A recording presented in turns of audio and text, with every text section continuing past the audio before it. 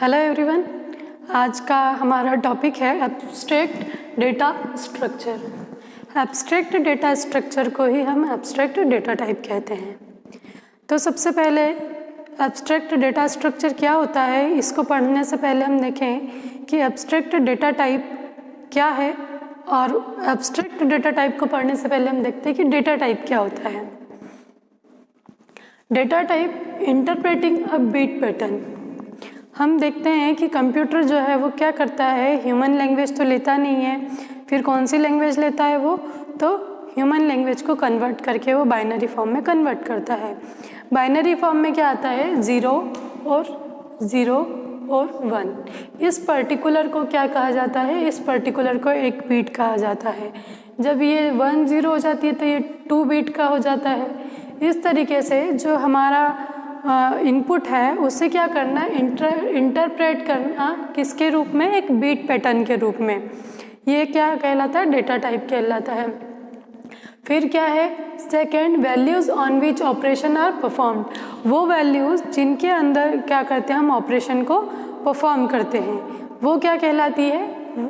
ये इसके 2 टाइप्स है डेटा टाइप्स में। अब हम देखें कि एब्स्ट्रैक्ट डेटा टाइप क्या होता है। Abstract data type, mathematical model of data objects that make up a data type as well as function that operate on this object. It means abstract data type क्या होता है, एक mathematical model होता है किसका, डेटा ऑब्जेक्ट का, जो कि क्या करते हैं, डेटा टाइप को क्रिएट करते हैं। ऐसा भी बोल सकते हैं हम सेकेंड डेफिनेशन या अदर वर्ड्स में कि a set of value and the set of operation which operate on this value. यहाँ इट मीन्स जो एब्स्ट्रैक्ट डेटा टाइप होता है वो क्या होता है, सेट ऑफ डेटा टाइप्स, मतलब वैल्यूज़, सेट ऑफ वैल्यूज़ होंगी और उन वैल्यूज़ पे सेट ऑफ ऑपरेशंस जो कि ऑपरेशन इन वैल्यू पे क्या किए जा रहे हैं, परफॉर्म किए जा रहे हैं, ये क्या कहलाते हैं, एब्स्ट्रैक्ट डेटा टाइप कहलाते हैं। अब एब्स्ट्रैक्ट डेटा टाइप को हम 2 पार्ट में समझ सकते हैं। First, describe the way components are related to each other. क्या बताता है एब्स्ट्रैक्ट डेटा टाइप, कि हमारे प्रोग्राम में कंपोनेंट्स, कई कंपोनेंट को हम यूज़ कर रहे हैं, तो वो कंपोनेंट्स एक दूसरे से किस तरीके से रिलेटेड हैं। फिर है the operation that can be perform on the data type. फिर वो ऑपरेशन जो कि डेटा टाइप पर परफॉर्म किए जा रहे हैं, ये किसकी डेफिनेशन में आ जाता है, एब्स्ट्रैक्ट डेटा टाइप की। अब नेक्स्ट है, abstract data type means to hide how to operation is performed on the data. अब हमने क्या कहा है कि सेट ऑफ वैल्यूज़ और उन वैल्यूज़ पर सेट ऑफ ऑपरेशन जो कि उन वैल्यूज़ पे क्या किए जा रहे हैं, परफॉर्म किए जा रहे हैं। लेकिन एब्स्ट्रैक्ट डेटा टाइप में ये बताने की ज़रूरत नहीं पड़ती है कि वो ऑपरेशन किस तरीके से परफॉर्म किए जा रहे हैं, उसको हमको जानने की ज़रूरत नहीं है। हाउ, कैसे हो रहा है, ये बताने की ज़रूरत ही नहीं हो रही। फिर the user of ADT needs only know that the set of operation are available for the data type. जैसे एग्जाम्पल के लिए हम समझें कि ये लिखा हुआ है यूज़र, है ना। यूज़र ने क्या किया कि 2 डेटा टाइप्स दिए, डेटा टाइप्स की वैल्यूज़ दी। जैसे यहाँ पर हम देख रहे हैं कि सिंपल डेटा टाइप्स कौन कौन से होते हैं सी लैंग्वेज में, इंटीजर, ये एक डेटा टाइप है। ये डेटा टाइप जो होते हैं, इनका कंप्यूटर की मेमोरी में इनकी रेंज को पहले ही डिफाइन कर दिया जाता है कि ये किन रेंज के हैं। फिर है कैरेक्टर, फिर फ्लोट, फिर पॉइंटर, फिर रियल। ये सब क्या है, ये एब्स्ट्रैक्ट डेटा टाइप है किसमें, सी लैंग्वेज में। अब इसमें क्या क्या ऑपरेशन परफॉर्म हो सकते हैं, तो इसमें एडिशन, सब्सट्रैक्शन, मल्टीप्लिकेशन और डिवीज़न ऑपरेशन परफॉर्म हो सकते हैं। इट मीन्स जैसे अगर हम इंटीजर की बात करें, इंटीजर में हम सी प्रोग्राम में कैसे करते हैं, तो हम इंटीजर में जैसे इंट डिक्लेयर कर देते हैं, क्या करा, ए, बी और सी, इस तरीके से हमने डिक्लेयर कर दिया।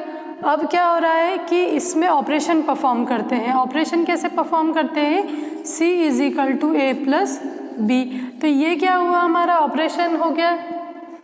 तो अब क्या करेंगे सी प्रोग्राम में, ये जो a और b है, ये a और b क्या है, सेट ऑफ वैल्यूज़ है। अब इसको हम इस तरीके से भी डिक्लेयर कर सकते हैं, प्री डिफाइंड भी हो सकता है, a is equal to 10, b is equal to 15 और c।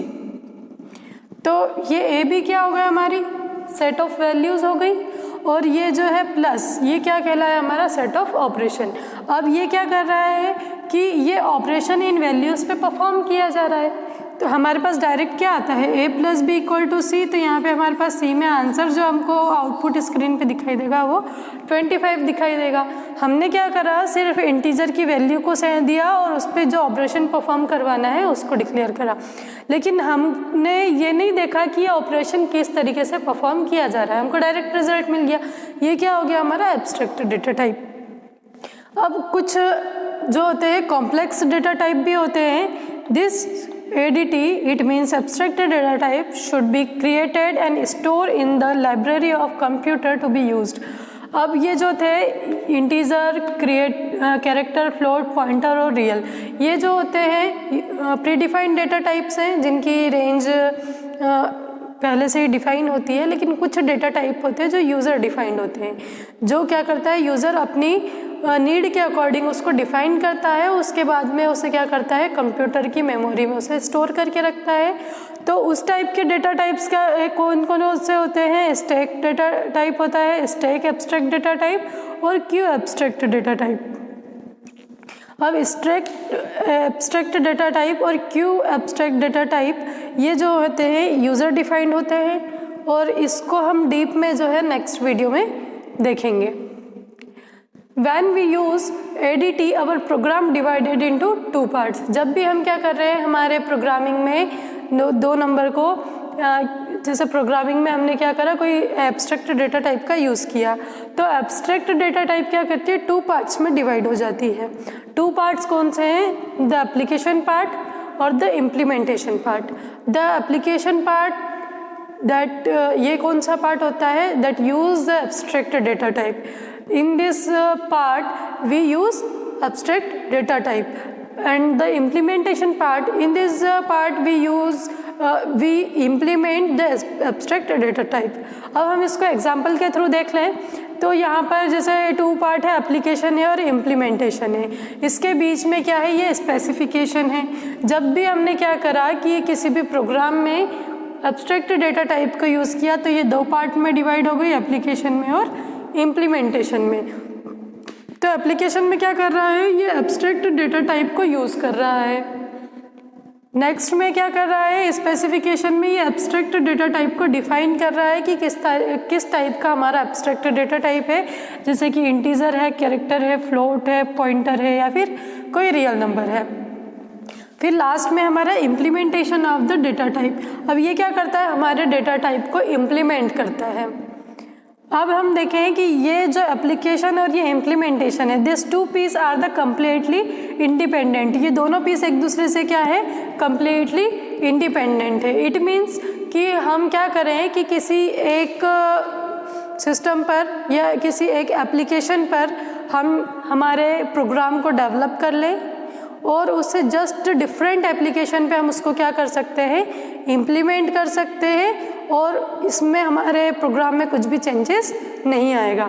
इट मीन्स क्या हो गया कि हम हमारा प्रोग्राम किसी और प्लेटफॉर्म पे बना रहे हैं, उसको एप्लीकेशन को डेवलप अलग प्लेटफॉर्म पे कर रहे हैं और उसका जो इम्प्लीमेंटेशन है वो अलग प्लेटफॉर्म पे कर रहे हैं। हम डिफरेंट प्लेटफॉर्म का यूज़ कर रहे हैं लेकिन उसमें कुछ भी चेंजेस नहीं आएगा। क्यों? क्योंकि एक दूसरे से क्या है, इंडिपेंडेंट है। तो ये क्या था हमारा पूरा कि ये दो पार्ट में डिवाइड है और ये जो है एक दूसरे से इंडिपेंडेंट है। हमने आज जो पढ़ा वो एब्स्ट्रैक्ट डेटा टाइप था।